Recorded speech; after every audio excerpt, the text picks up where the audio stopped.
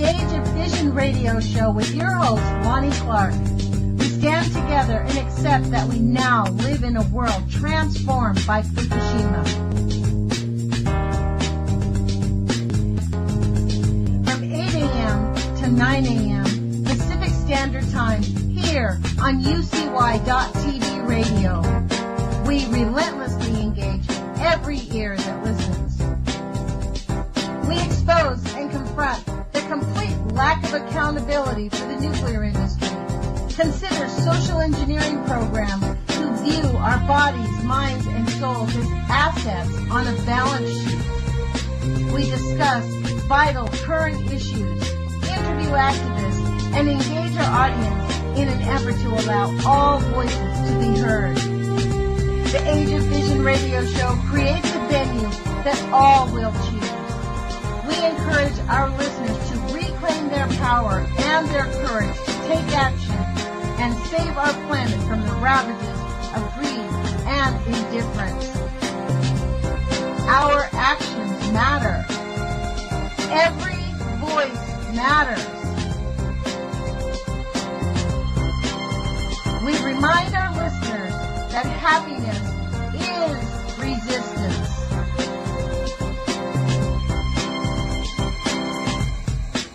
Love is greater than fear.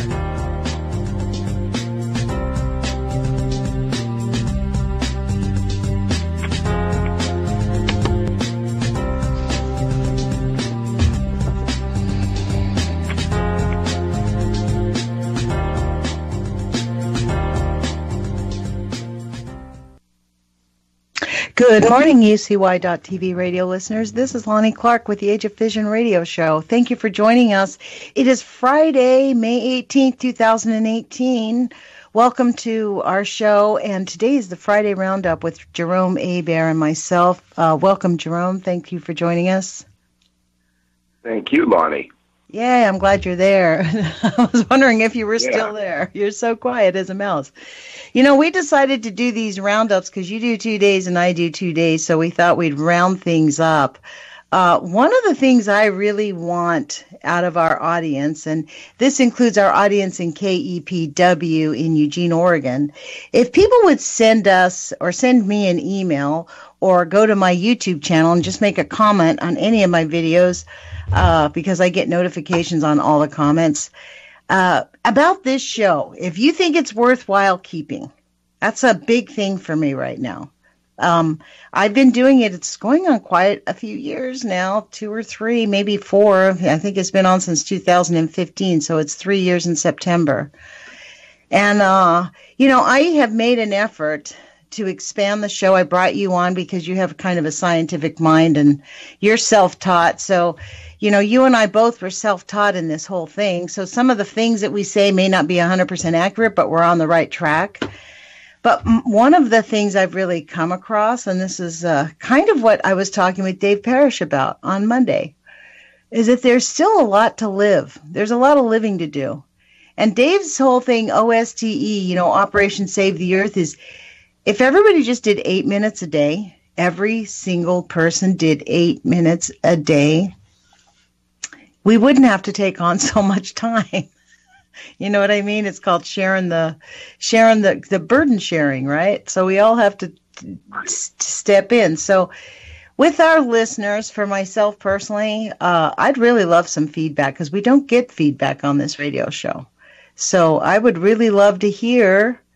You can send me an email at nutsforart, NUTZFORART @gmail, or Nuts for Art. Go to a YouTube channel, NUTZFORART, and I have a little icon of, for any of you in Eugene, you may recognize it. It's actually a tiny little waterfall that I saw up at Mount Pisgah when I was hiking. I crossed over a little bridge, and there was this beautiful waterfall, and I took a picture of it, and it's a picturesque little thing. So if you ever see my icon on YouTube, that's what that is.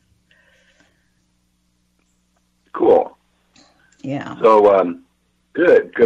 My email address is HebertJerome@gmail.com, and that's HebertJerome @gmail.com. yeah, I've more than once have put out just said, hey, shoot me an email, send me a message, let me know. Am I preaching to the choir here? Am I reaching anybody? Did anybody call you? Did anybody reach out? No. Yeah. So this is my thing. That's been my whole thing about, there is something, people are just allergic to anything related to, I think it's because we know inherently that nuclear is so toxic. Those of us that are talking about what it really does, people just like, they may listen to us, but they sort of don't want to engage. Like, I don't know if you notice this when you talk to people personally, face to face, when you really start talking about Fukushima or Rocky Flats or Hanford or Columbia Gen, like their body language, people sort of lean back, right? They're like, you know? So I think what I detect, Lonnie, is different than that. What I detect is people get a sense of frustration and quickly realize in their mind that there's nothing they can do about it. And then there's just that, it induces fear in people. You know, it puts forth fear.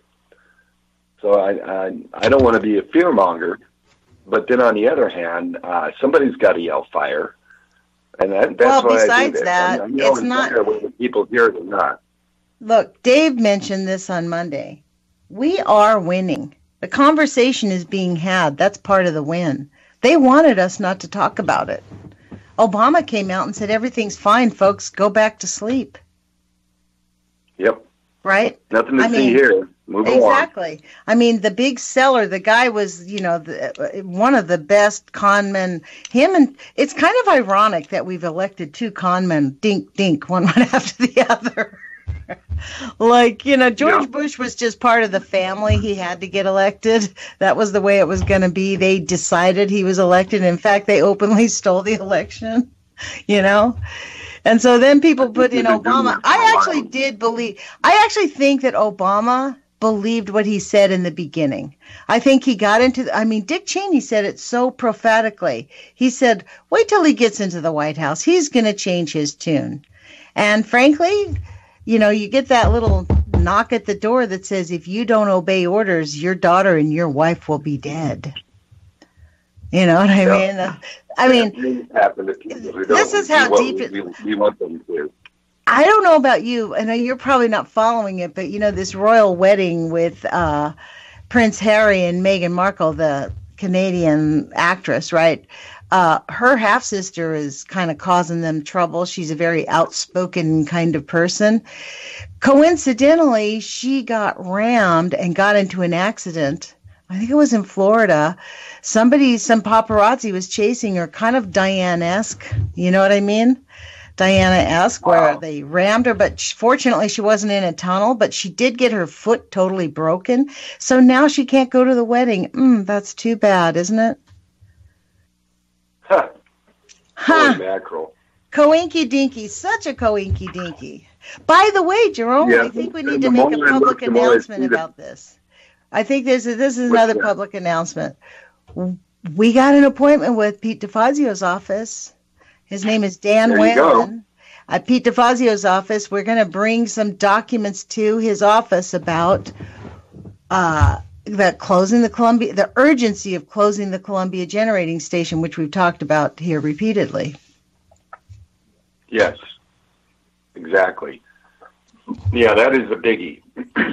because of its proximity to Hanford, if nothing else. You know, if anything ever happens either at Hanford, let's say that their pre-treatment plant catches on fire and sends a gigantic plume of smoke and radioactive soot over that power plant.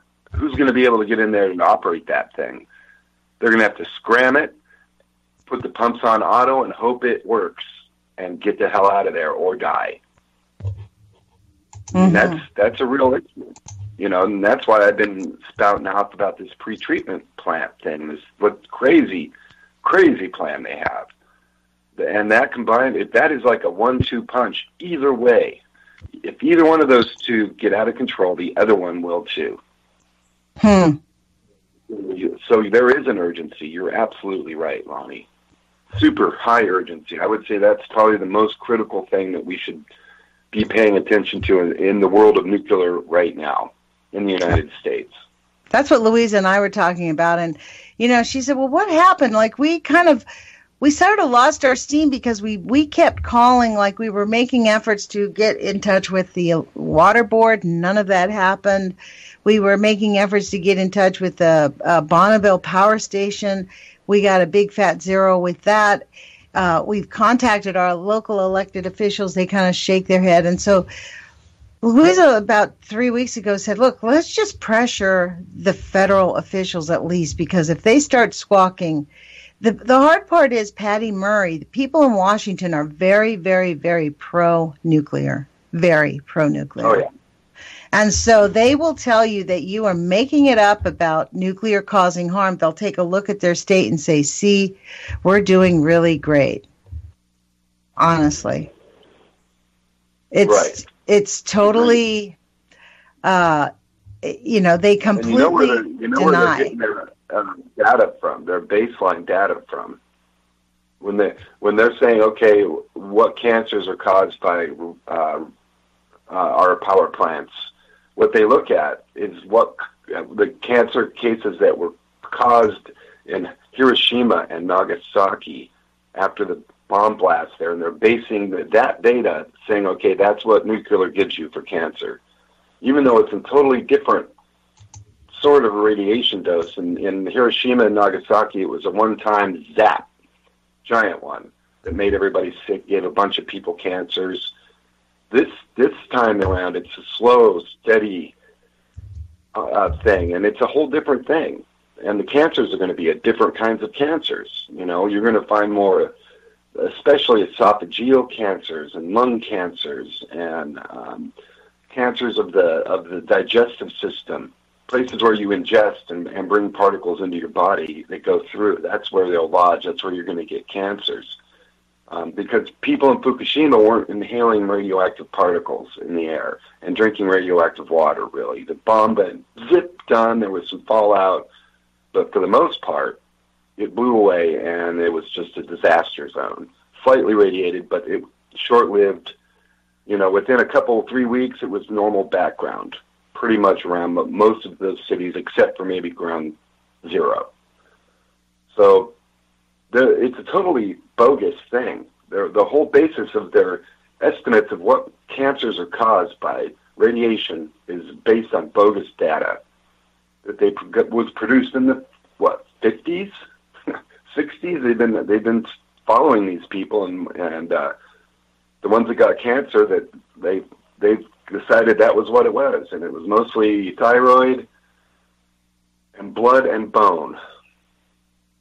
Okay, that's what the government thinks. If it's thyroid, blood, or bone, okay, then probably maybe we're responsible. Otherwise, all these other cancers are... Well, it's not just the government. See, this is the thing to understand. You know where these standards come from is the International Atomic Energy Agency.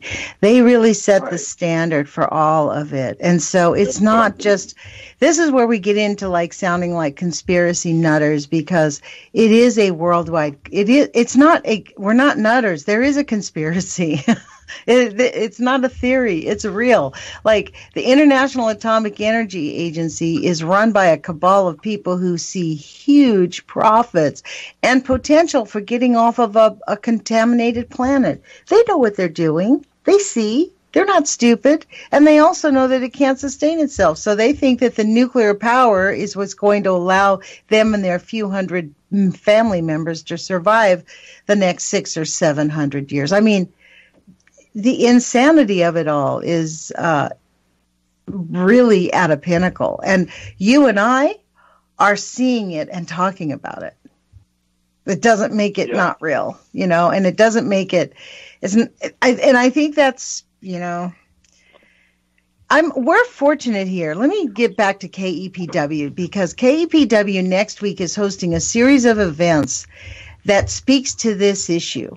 And this is why I love that radio station. And thank you, KEPW, for being so awesome. They are sponsoring, they're having a series of events, 3 days, this gentleman, because David Zubin, he's the director of Progressive Voices, and he works with KEPW. He arranged this and worked with Jeff Cohen. Jeff Cohen is a journalist, and this is what it says. Jeff Cohen, the founder of progressive media watchdog group Fairness and Accuracy in Reporting, which is FAIR, and they're an awesome group. I have a list. They provide a list of all the media groups that you can contact. That's how I keep a list on my desk. That's how I do my Tokyo Rose alerts with their numbers that they provided. We'll discuss the importance of a free press on his Oregon tour, which starts May 23rd in Eugene, Oregon. So David Zubin, the director of Progressive Voices, knows him.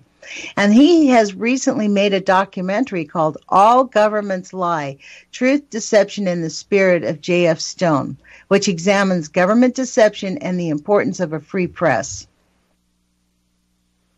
Yes, all governments lie. That's and true. This is why it's important for us to have a free press. This is why it's so important for us to really push back against it. The idea that there's fake news, that came from the person who's a criminal sitting in the White House. That phrase came from a person who is perpetrating treason and avarice and greed and destroying our government as he sits every single day in the White House. He went to Russia, and because they could find nothing on Barack Obama, came back and started saying that Barack Obama was a Kenyan because there was nothing else they could pick on the guy for. Who did he go to Russia to? I mean, honestly, we are seeing a plan play out here. Just like with the nuclear industry, we're seeing this whole plan. Trump before the election was anti-nuke. Now he's so pro-nuke, it's unbelievable. At least Obama before the election was very pro-nuke anyways. He was funded by the nuclear industry. Well, my impression of Trump during the campaign was that it was go, go, go. We're going to remove all the environmental restrictions and go full blast, full industrial blast. We're going to open up all the old factories. We're going to get this place rolling again. That'll build the economy. I don't agree with it because we don't need more industrial trash, waste, and pollution in our environment. And nuclear is killing itself. It is. As a power source. It's killing itself. Their last hope is these small modular reactors. But the big plants, they just are not feasible. They're too dangerous. It's just they're starting to wake up that, okay, and the government's not buying plutonium anymore. Okay, so they can't sell their fuel. They can't get rid of it, and then they're responsible for it. So that is a stop right there. That will, I would say, within the next. I would be surprised if many GE boiling water or Hitachi boiling water reactors or steam reactors make it all the way to the end of their next license. And I think that there is a groundswell, especially if there's even one more accident anywhere. People are going to go nuts. I have to believe that, and I do believe that. And it's financially unfeasible. And so that's what I hope you are so right. It's all about the money. I hope you're right. I hope you're right. I hope people do go nuts because guess what? And let's hope we can go nuts. Let's hope that we have the ability that it's not the Columbia Generating Station which will set off Hanford. That's the sad part. That is really a horrifying horror. That would be the equivalent, in my opinion, to a Fukushima and a Chernobyl right next to each other. Pretty much. The tank waste. If that tank waste goes up in flames, there's no way to put it out. You can't use water. You can't and if it's going off, it's totally radioactive. People can't get close enough to work with it. It'll be like Chernobyl. And they were like, well, you guys are going to be heroes for the country. Go push these chunks of graphite off the roof. And that's what they did. They picked them up and threw them off the roof. And an hour later, they were throwing up. And 2 days later, they were mostly dead. They call them liquidators because they got liquidated. They were indeed assets on a balance sheet in the state of Russia. Mm-hmm. And literally, the nuclear workers, again, are the ones that have been hit the hardest by this. And I think a lot of people ignore that. The people who actually work with this stuff. When I see guys I watch these Hanford videos, and then they're so proud of the way they suit people up in double suits and this and that. And I'm thinking, if you need that much protection to go into an area just to pick up a wrench, for instance, I don't care what they suit you up in. you're going to be affected by that. You know, unless you're in a lead box 4 foot thick, you know, and even then, you know, neutrons go through lead. So Jerome, I had a teacher at LCC. I had a teacher at Lane Community College, a science teacher. She said her father worked at Hanford. All of her life, she grew up there. Her dad was fine. He died 2 years after he retired from cancer. He developed cancer shortly before he retired, but he ended up dying. He was going through treatment. His prognosis was good, but he died. And she insisted that it was not caused by Hanford. She's a science teacher. Do you know what kind of cancer he had? I think it was throat cancer. Yeah, yeah. Not caused according by... to the government, throat cancer. Right. Look, he was this a is smoker, the bottom right? line. This is really the bottom line. People are committed to their positions. This is why we get people who tell us that Donald Trump is a decent human being and he's helping our economy while it's freaking crumbling around us. I mean, do you know what I read this morning? They're going to close the office that oversees the cybersecurity. They're not closing the office, but they're getting rid of the head of the cybersecurity division. So they're going to have a division, but there's not going to be any main head person. They're just getting rid of that office. Huh. Really? I don't know. The Office of Cybersecurity, that sounds right before the 2018 elections. To me. I wouldn't mind if that one went away. What'd you say? Which one? The government needs to keep its hands out of cyber. That's why the whole internet is based on independence from government. Okay, that's the magic of the internet. Is it's independent of world government, and so people all over the planet. But Jerome, you're missing the point here. They're not keeping their hands out of cyber. They're keeping the division open, but they're not going to have a head of the division. There's no oversight. So what's the point? The point is they can do whatever they want and no one's overlooking it. There's not going to be anybody regulating because there are, quote, regulations and there's rules that have been written into all of this stuff. And they had like a head. You have a department chief making sure everybody's following the rules. So what you're missing the point. They're not getting out of cybersecurity. They're digging deep into it. The 2018 elections are coming up. They're getting rid of the head of the department that oversees that regulations are enforced. They are going to do whatever they want. That's what that's about. I am serious. Yeah. I mean, this is when people say Donald Trump was just like all the other purchased and bought oligarchs and oligarch purchased presidents. No, this guy has the audacity. Talk about audacity. Him and Obama ought to be on one plane. Talk about audacity. This guy has complete disregard for everything except his own pocketbook. And the closer they get to outing all of his crimes, which they have tons of material. Yes, I mentioned this to you before the show. Yesterday, it was exposed that the New York Times had an apology on like page 19 or something, saying they apologized for suppressing a story that Papadopoulos, Carter Page, and Manafort were being investigated. This story broke 2 weeks before the election, and they suppressed it and wrote a secondary article that said, no, there's no problem with Donald Trump's campaign, which was not true. And they basically helped Trump get elected. That's essentially what happened. So this is like... Yeah. So that just basically points out to me that the entire electoral system has been usurped in the United States, and that as citizens we have lost our voice. I think what it is, it shows how easily manipulated people are.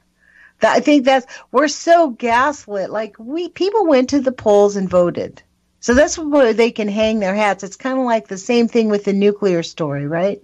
It's the same gaslit mentality. Like you and I come across resistance because we get people who say, you're just most people tell us we're being hysterical.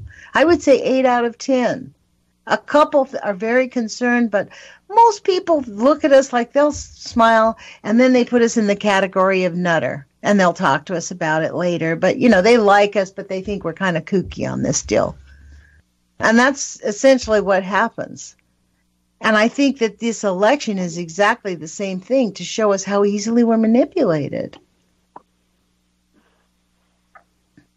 Well, if we're that easily manipulated, then we better get manipulating in the other direction, Lonnie. Indeed. If we're aware of it and see it, then shouldn't we, as moral citizens of the world, do something about it? Don't we have a God-given responsibility to speak out against things that are immoral, unjust, and wrong? I mean, doesn't somebody have to do it? I think that's why I do it. I do it because whether people listen or not, somebody may listen, somebody may hear. And the comments I get would say on my videos, for instance, are good and thoughtful. 8 minutes a day. That's what Dave said. Dave Parrish said 8 minutes a day. That, you know, if everybody speaks out about it, maybe we could push back.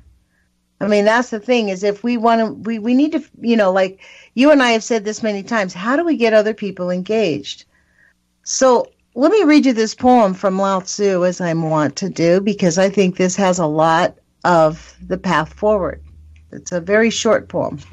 It's number 45 out of The Way of Life. A man's work, however finished it seem, continues as long as he live. A man, however perfect he seem, is needed as long as he live. As long as truth appears falsity, the seer a fool, the prophet a dumb lout. If you want to keep warm, stirring about, keep still if you want to keep cool. And in all the world one day, no doubt, your way shall be the rule.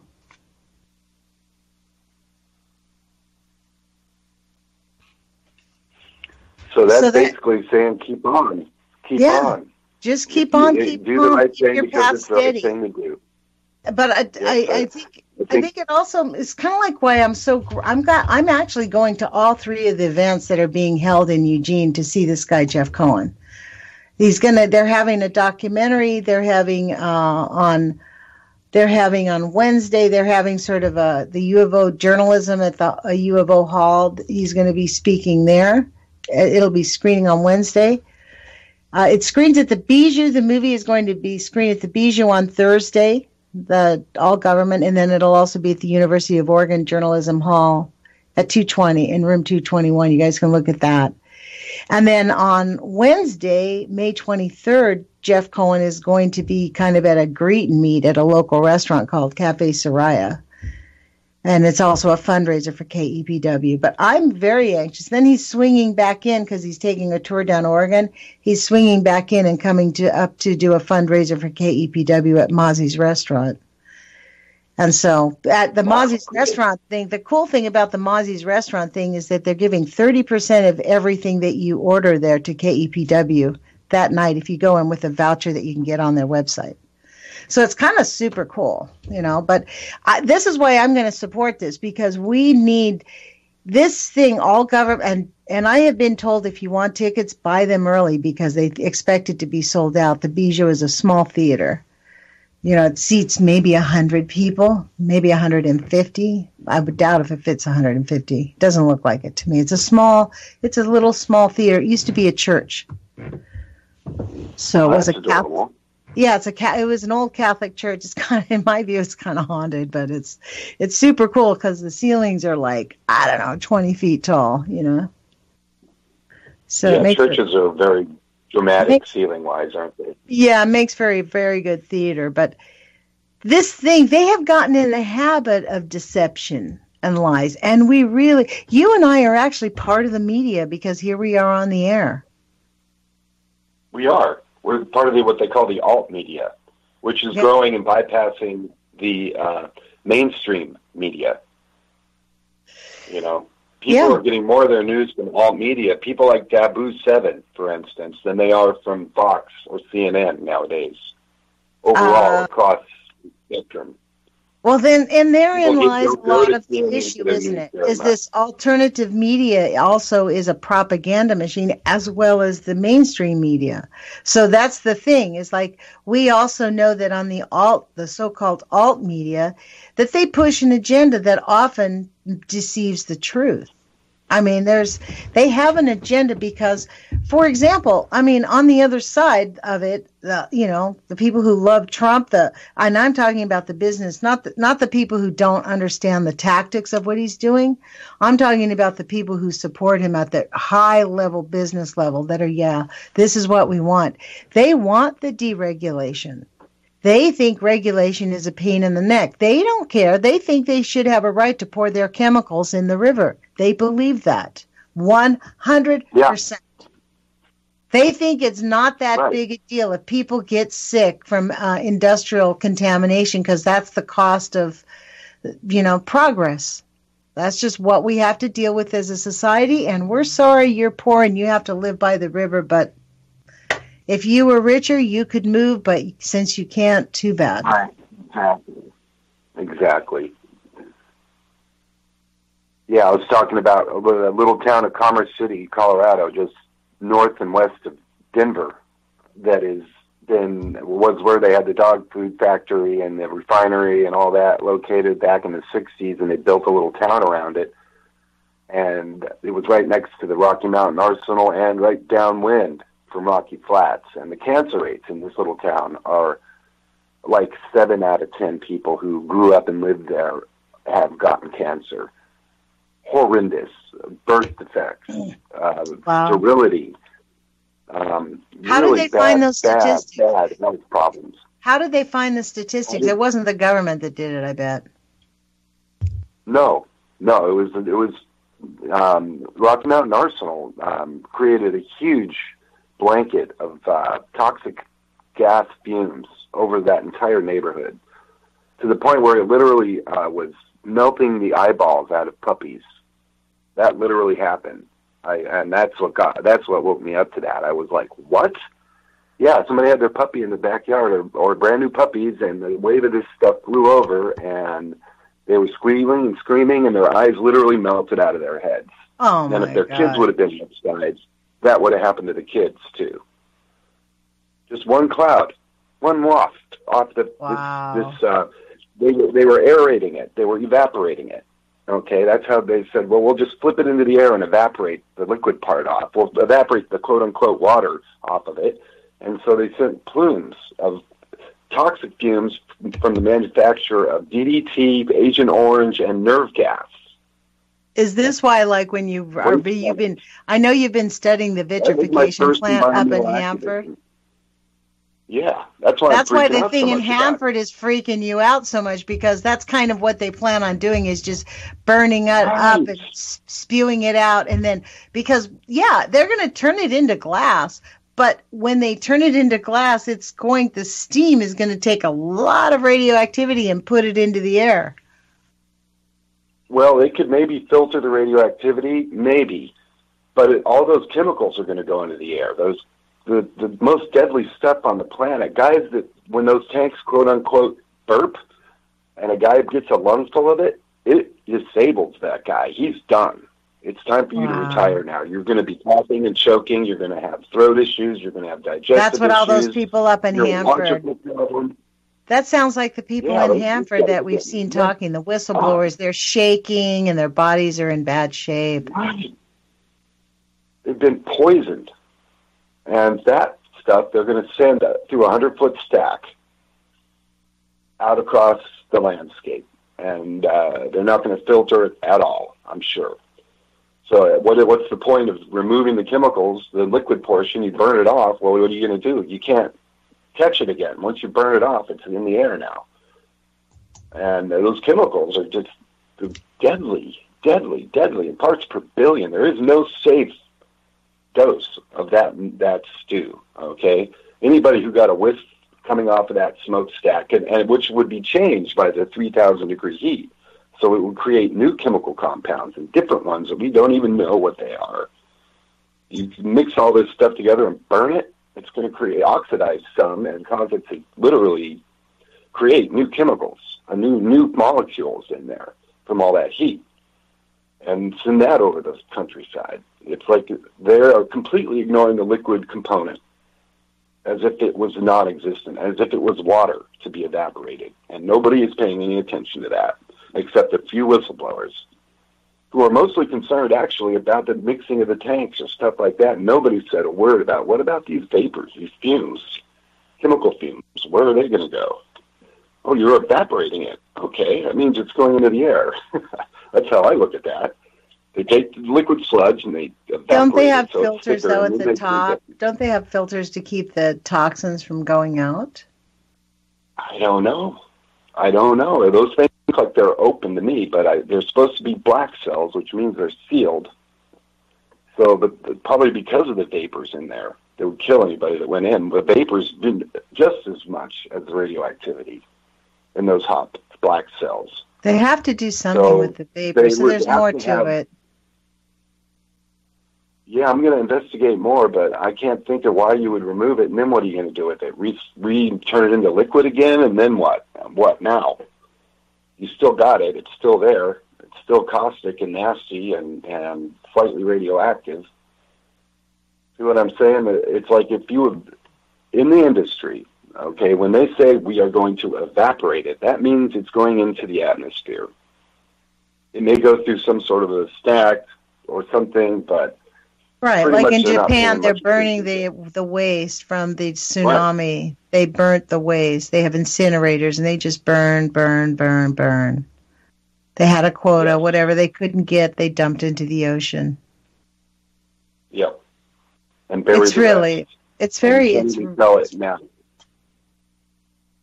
it's actually beyond comprehension, the complete disregard for human health. I mean, I look at the mass animal deaths, this week it really hurt my feelings. Millions of jellyfish washed up in Malta. I read this story. It was really sad. Millions of jellyfish. I mean, the jellyfish are one of the smartest creatures on the planet, and they could escape and go somewhere else. But if we're getting to the jellyfish, I don't know. That's really sad. Well, remember all those carcasses we found when we were on the beach? Those were all jellyfish. Well, those were. Those were jellyfish. Yeah. The little tiny blue jellyfish. Yeah. Well, they were a lot bigger before they got destroyed. What do you think how many do you think that we saw, Jerome? No less than, I would say, there's probably at least, we have numbers, we counted them, hundreds. Hundreds, yeah. You went out towards hundreds and hundreds, everywhere you look. Yeah. Is where they were. Like a whole population of them. We counted like in a small area. We did a small radius, right? 1 foot, 1 meter, and 50 meters, because you wanted to do meters. And I think in the large meter, I think we found like 50 or 60 of them, right? Right. So there was that one spot. For sure hundreds. Just that one spot, which was by the rocks, which really wasn't in the middle of where a lot of them were. Because we were looking at tide pools too, so we centered things off. We were really making an effort to look for the tide pools. Yeah, they were all gone, though. Yeah, and I think it's time. I mean, hopefully your schedule, we can figure out a time when we can just head out there. And the hard part is the last time Jerome had his schedule open where we could go out there, low tide was at midnight. So that doesn't work. Yeah, it's a little, you have to have a big-ass flashlight. So we have to kind of wait for it to cycle around. So hopefully it'll be sometime soon. It's been about 2 weeks. So in the next couple of weeks, we'll be making videos and put those up on our YouTube channels. Yes, absolutely. I've actually decided to become a lot more. I'm going to become a lot more engaged on my YouTube channel. I stopped for quite a long while because it was just too much between school, work, and this radio show. I just and I don't understand the media enough. So many people said, "Well, couldn't you do the radio show and put it up on your?" I guess I could, but I haven't figured it out because we do the show on Skype. I don't know. I guess there's a way I could have done it, but I just didn't figure it out. And but I think that now that I'm not in school, I'm going to be doing a lot more on the YouTube. Yeah, I'm I'm kind of in the middle of life change processes, finding a place to live and whatnot. So I'm going to be having to focus on that for a while before I'm able to make many videos. Yeah. But, yeah, well, that's the kind thing. of stopped making This the is what they on-the-road count videos. on. See, this is what they count on. You and I were like the little working slaves. We got all this stuff going on so that we don't have time to challenge them to really. This is why I'm super happy that we can at least go into Pete DeFazio's office with, even no matter how complete. I am going to bring them. It's Robert McCullough. Robert McCullough did a study on the financial losses of the Columbia Generating Station, I guess about a year and a half ago now, 2 years ago. And it showed that they're losing $500 million a year. And they're passing that cost on to all of the rate payers. And I would actually encourage everyone who lives near a nuclear power facility to find out, since that's exactly what they care about, find out if your nuclear power facility is running at a profit, because that's a way to get it shut down, to put pressure on your local and state officials if it's losing, if it's at a loss, because they evidently don't care about the human health factor. No, it's not no, we are assets on a balance sheet. And what we're attempting to do with DeFazio's office is get them to comprehend the danger from Hanford. That's really the message I want to draw home. Because if we besides the cost, but the proximity to Hanford, that is just completely outrageous that we have allowed, and especially now that we know we're kind of got active earthquake faults. I don't know if you guys watch Dutch Sense on YouTube or follow him on Facebook or whatever, but we're in active earthquake watch a lot here on the West Coast.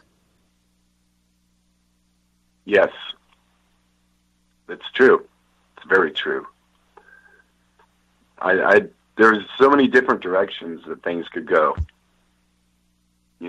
and the people who we have allowed our government to task with the job of doing them are doing a half-assed job, quite frankly, on most of this stuff, and they're not paying attention to obvious details like fault lines, for instance. That'll probably, again, it's all numbers. It's a numbers game. It's like, well, what are the odds? The odds are 1 in 578 million that there will be an earthquake that goes beyond the design basis that we decide on for this facility.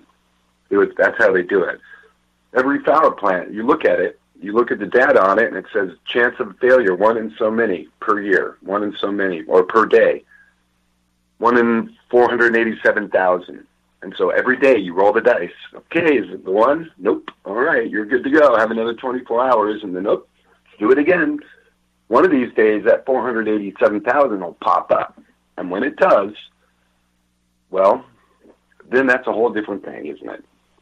So they're looking at everything as assets on a balance sheet. It's all about the numbers, Lonnie. The human angle has been removed from the equation, and the technology has taken over the humanity. And the technology is inherently dark and will cultivate evil.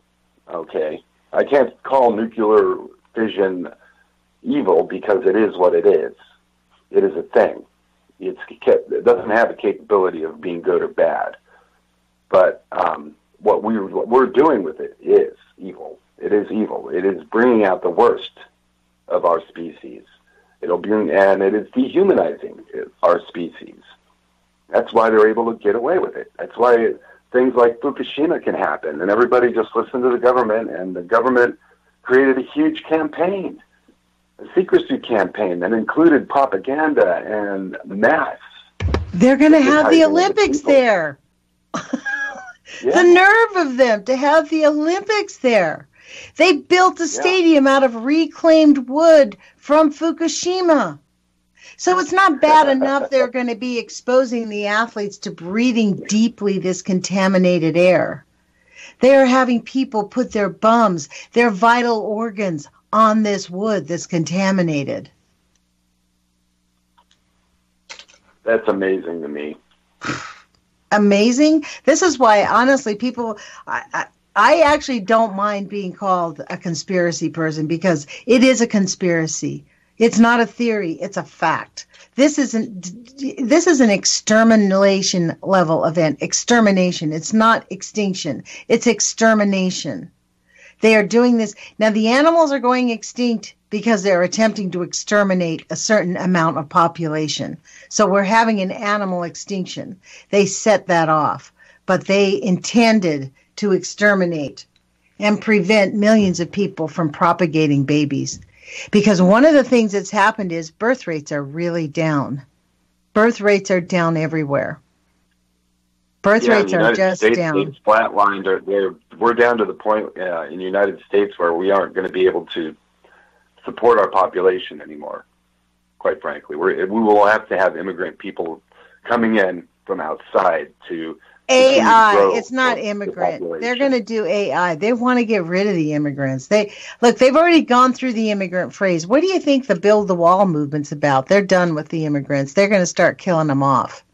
That's why they need to have a few wars and drop a bomb here and there and get the AIs going on. And everybody will like, oh, thank God we have these automated machines. Thank you, Alexa. Lord. I do not get along well with that sort of technology, really. I really don't. Me too. I am with you 100%. I do not. I would not have an Alexa in my house. No thanks. No. In fact, the cable company sent me this, quote, it's a smart cable thing. It's a new one, right? I didn't even plug it in. I called them up. I'm like, it's in my car. You've seen it. I keep thinking to drop it off at Comcast. I'm returning it. I called them up. I'm like, look, I don't want this thing. I'm not having some like, I happened to, I was reading a technology thing that I clicked on about the Alexa thing and the smart technology on the cable. These new cable remote controls, they can turn on the camera remotely on your TV without the TV coming on. Does your TV have a camera? Huh? Why would the TV need a camera? TVs have, a lot of the HD TVs do have cameras. And, Really? Yeah. Like I have older flat screens. I have all these older flat screens, but the new ones, they have like this camera ability. They can turn it on. Wow. Yeah, and they can turn on the sound and all. I'm like, no, it's like this is why when I read this news this morning about Trump just saying, hey, we're not getting rid of the agency. We're getting rid of the head of the agency. Like, that was like, you're getting rid of the head of the agency, but you're not closing the agency down. They're just saying, like, we're not going to fill the office who's heading the agency. And that just allows all the underlings to just do whatever they want. Get paid. This is how they do it in South. This is how they do it in South America. This is the real banana republics, right? They have a head of an agency, but he looks away. Like, they just let him do whatever they want. A little bit of graft money here and there. I told you that story. Like, we were coming back from the embassy, and every time we came back from the embassy, this bus driving through Lima had to stop. It got stopped by the cop every day. So the guy would, like, take his wallet, pull out a little bit of cash, take his license, and hand it to the cop every day. Because the cop could. That was how he got his lunch money. That was how he made extra money. Yeah, well, that's just corruption. So you know Kianamura, right? Yes. This is from May 13th, 2018, measuring with his Geiger counter, walking along the side of a road, and he's up to 2.03 microsieverts per hour. Keep in mind, we're at 0.02 here. That's the background. Now, Kianamura, for our listeners, is a man in Japan who videotapes. He does not talk. He just videotapes. He lives in the Fukushima prefecture. Yeah. So continue. I'm sorry. I wanted people to know who he was. Well, I was just, it looks like he changed. It says Nickname, Nickname. I don't know why it's coming up like that, because it was on his channel. But yeah, this guy's walking along with a Geiger counter by the side of the road, and it is the light that shows the number of impacts is like blinking almost steadily. Almost steadily. That's how many impacts that sensor in that Geiger counter is receiving. It's like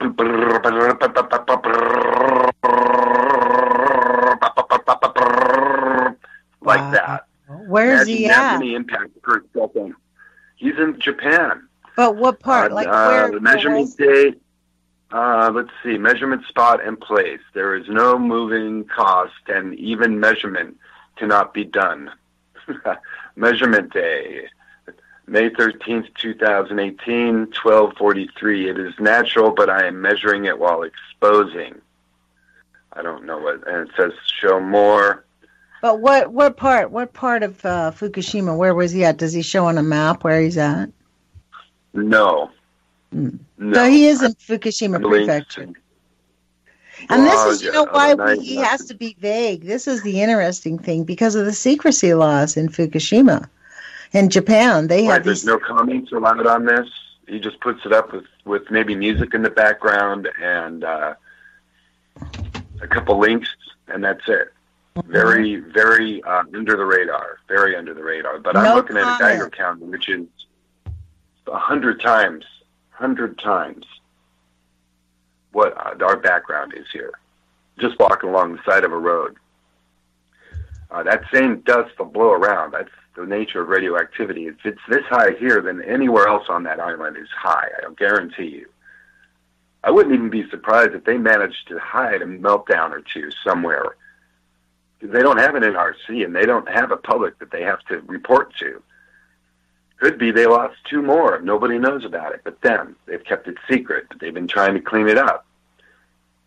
I mean, keep in mind, we're not dealing with the United States Nuclear Regulatory Commission in open dialogue with the government and the people having a voice in the government. This is not that kind of a place. Japan is a very closed society with very controlling empire government. They have a different kind of a prefectural government. It's do what the government says or else.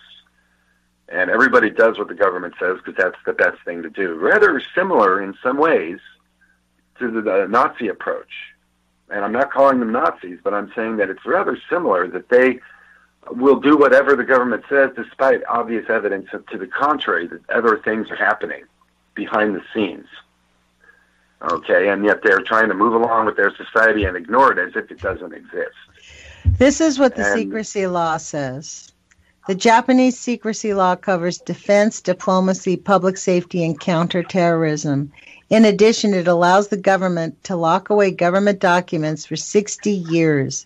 Civil servants leaking information can expect 10 years incarceration, while journalists and other civilians helping them would get 5 years. The United States actually really applauded this. They totally thought it was a great idea. 2.5 now, microsieverts per hour. Just still walking along the road. The light on the Geiger counter is literally pegged, Lonnie. Wow. So any athlete's going to get a dose. They're going to get some kind of nuclide dust in there, and it's just going up and up. The farther he goes along, the higher the ticker on the Geiger counter goes. The whole island is completely radioactive now. I mean, I bet you they've got more than one meltdown. Nobody knows about it. Nobody can really track it because the government secrecy law. They aren't a part of our NRC. If they needed help, they'd be a part of our NRC. In Fukushima, they reached out to the NRC for help, but that was an obvious one. What if they had a quiet meltdown in 2 more reactors somewhere up or down the coast? It wasn't an explosive thing, but it did melt the core. And there was, but breach of containment. Okay, and a lot of soot went through the stack, but not really that much. It did sort of look like a shut down plant, and nobody really noticed. Don't you think that's a bit of irony, though, Jerome? We had to vent the reactor for 3 hours, right, straight to the atmosphere, because it was overheating. And then it did overheat and melted. Okay? And so there's like plumes of radioactivity all over the place on that island. It's terrible. What about all the processing facilities? Look, there's plumes of radioactivity. This is why we're having the Wigner effect. That's why right now we have so much radioactivity in the air. We're that Chinese guy, we heard about this last week. It was kind of like one of those hysterical stories. The Chinese co-pilot who got sucked out of the window because the front of the airplane just fell out the window, the windshield. I mean, that is happening more and more. Things are falling off because of the Wigner effect.